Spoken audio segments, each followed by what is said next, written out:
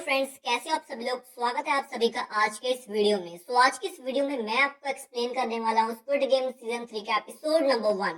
Episode की शुरुआत में हमें दिखाया जाता है कि जी-हुन के कुछ साथियों को छोड़कर जो फ्रंटमैन के आदमियों के खिलाफ लड़ रहे थे उन सबको मार दिया जाता है, लेकिन जी-हुन को जिंदा छोड़ दिया जाता है और उसे एक बॉक्स में बंद कर उस हॉल में छोड़ दिया जाता है जहाँ पर बाकी प्लेयर होते हैं। जी-हुन उस टाइम पर बेहोशी की हालत में होता है और बाकी प्लेयर्स उसे उठाकर बेड पर लेटाते हैं।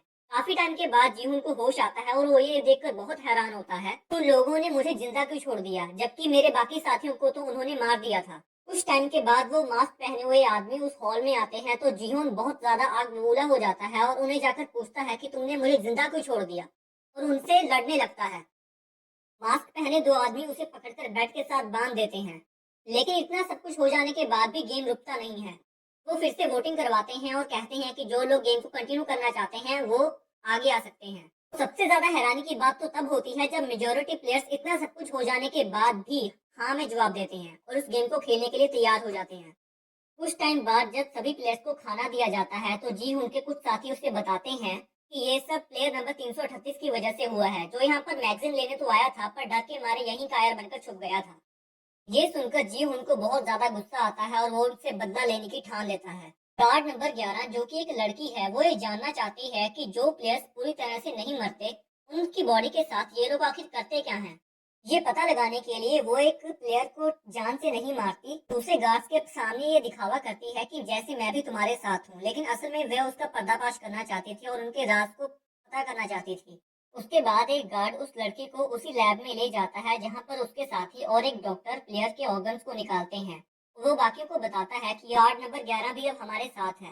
लेकिन कुछ ही टाइम बाद गार्ड नंबर 11 यानी कि वो लड़की बंदूक उठा लेती है और सबको मार देती है, लेकिन वो डॉक्टर को जिंदा छोड़ देती है और उसे कहती है कि इस प्लेयर को ठीक करो। डॉक्टर मान जाता है और उस प्लेयर का इलाज करने लगता है, लेकिन प्लेयर की बॉडी से बहुत ज्यादा खून बह चुका होता है, इसलिए वो कहता है कि इसे अर्जेंट खून की जरूरत है। वो लड़की कहती है कि मेरा ब्लड ग्रुप ओ पॉजिटिव है, तो तुम मेरा खून ले सकते हो, और अपना खून देने के लिए वो लड़की तैयार हो जाती है। अगले दिन जब सभी प्लेयर सोकर उठते हैं, लेकिन जीहुन पहले से ही जाग रहा होता है। वो प्लेयर नंबर 388 को घूर रहा होता है।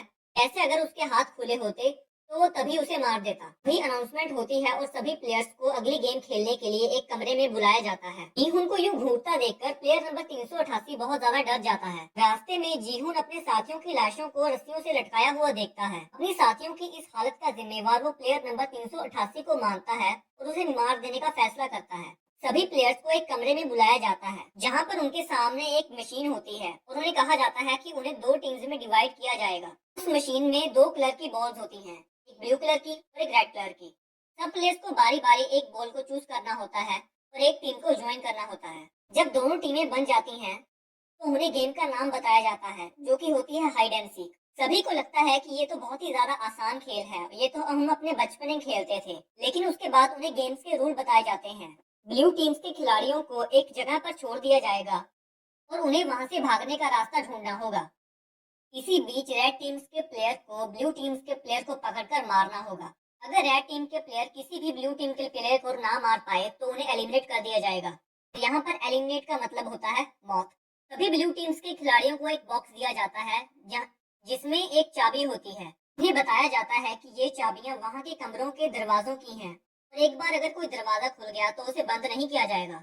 इसी बीच उन्हें वहाँ पर छुपना होगा या फिर वहाँ से भागने का रास्ता ढूंढना होगा।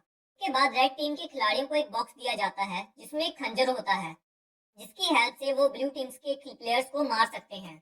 गेहूं रेड टीम में होता है और वो तभी फैसला कर लेता है कि वो प्लेयर नंबर 388 को मारकर ही रहेगा। इसकी वजह से उसके सारे साथी मारे गए। मास्क पहने हुए गार्ड ये अनाउंस करते हैं कि अगर कोई दो प्लेयर्स चाहें तो अपनी टीम चेंज कर सकते हैं, लेकिन दोनों टीम्स के वो दो प्लेयर्स की आपस में सहमति होनी चाहिए। इसी बीच कई प्लेयर्स अपनी टीम को चेंज करते हैं और एक दूसरे को आश्वासन देते हैं कि हम अपना टास्क पूरा करके तुम्हें बचाने जरूर आएंगे। गेम शुरू होती है। सबसे पहले ब्लू टीम्स के खिलाड़ियों को उस जगह पर ले जाया जाता है और उन्हें 2 मिनट का टाइम दिया जाता है कि तुम जहां चाहो जा सकते हो, छुप सकते हो और भागने का रास्ता ढूंढ सकते हो। 2 मिनट पूरे होने के बाद रेड टीम्स को अंदर जाने की इजाजत मिल जाती है। रेड टीम्स के प्लेयर भी ये तैयार कर जाते हैं कि हम ब्लू टीम्स के सभी प्लेयर को खत्म कर ही लौटेंगे, लेकिन जीहुन का सिर्फ एक ही टारगेट होता है, वो होता है प्लेयर नंबर 388 को मारना और अपने साथियों की मौत का बदला लेना। इसी के साथ ही एपिसोड खत्म हो जाता है। अगर आपको ये वीडियो अच्छी लगी तो इस वीडियो को लाइक और चैनल को सब्सक्राइब जरूर करें आने वाली और वीडियो की नोटिफिकेशन सबसे पहले पाने के लिए।